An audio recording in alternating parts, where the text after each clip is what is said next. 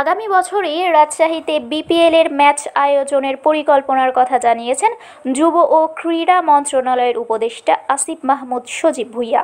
শনিবার বিকেলে রাজশাহী বিভাগীয় স্টেডিয়াম পরিদর্শন শেষে সাংবাদিকদের এক প্রশ্নের জবাবে তিনি এ পরিকল্পনার কথা জানান।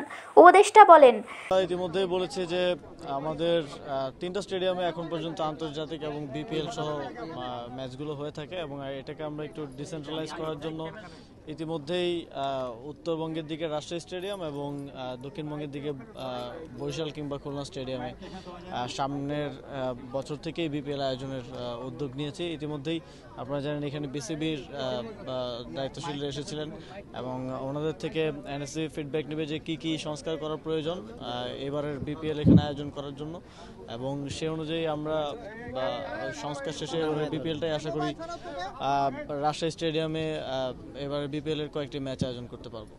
মনে হয় যে এটা এই পর্যায়ে আসতো না যদি ছাত্র সংগঠনগুলো নিজেরা বসে একটা সোশ্যাল কন্ট্রাক্ট বা নিজেরা একটা বোঝাপড়ায় আসতে পারতো। যেহেতু 5ই আগস্টের পরে সব জায়গায় সংস্কার হচ্ছে, ছাত্র রাজনীতির বিষয়টাও ছাত্র সংগঠনগুলোর নিজেদের বসে একটা নতুন রূপরেখায় একমত হওয়া উচিত ছিল, এবং সেটা হতে পারতো যে হল এবং একাডেমিক এরিয়ায় একাডেমিক যে সাংগঠনিক ছাত্র রাজনীতি সেটা কিভাবে চলবে বা চলবে কিনা, এটা যদি আগেই ছাত্র সংগঠনগুলো বসে একটা চুক্তিতে আসতো, এক্ষেত্রে আমার মনে হয় ছাত্রদের দিক থেকেও ছাত্র সংগঠনের প্রতি বা ছাত্র রাজনীতির প্রতি যেই বিদ্বেষমূলক পরিস্থিতি তৈরি হয়েছে, যে মুখোমুখি অবস্থান তৈরি হয়েছে, সেটা হতো না এবং এই ধরনের কোনো পরিস্থিতি তৈরি হতো না। এটা আমি মনে করি যে আমাদের ছাত্র সংগঠনগুলোর এখানে আরেকটু ম্যাচিওর হওয়ার সুযোগ ছিল।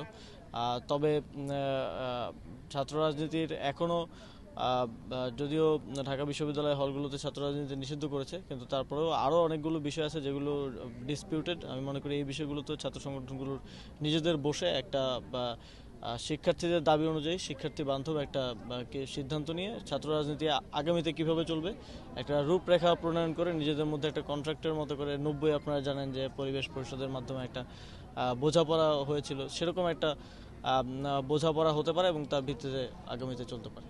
বিশ্ববিদ্যালয় কর্তৃপক্ষের সিদ্ধান্তকে আপনি কিভাবে দেখছেন, বন্ধ করার সিদ্ধান্তকে? এ বিষয়ে আমি কোনো মন্তব্য করতে চাই না। আমার মনে হয় যে এই পরিস্থিতি, আমি যেটা বললাম যে এই পরিস্থিতিতে আসাই লাগতো না যদি ছাত্র সংগঠনগুলো নিজেদের মধ্যে একটা বোঝাপড়ায় আসতে পারতো। ডিসেন্ট্রালাইজ করার জন্য উত্তরবঙ্গের রাজশাহী বিভাগীয় স্টেডিয়াম ও উত্তরবঙ্গে খুলনা বা বরিশাল স্টেডিয়ামে আগামী বছরের মধ্যে বিপিএল করার উদ্যোগ নেওয়া হয়েছে। রাজশাহী বিভাগীয় স্টেডিয়ামে এবার বিপিএলের কয়েকটি ম্যাচ আয়োজন করতে পারবো। এ সময় ঢাকা বিশ্ববিদ্যালয়ের হলগুলোতে ছাত্র রাজনীতি নিষিদ্ধ হওয়ার বিষয়েও কথা বলেন তিনি।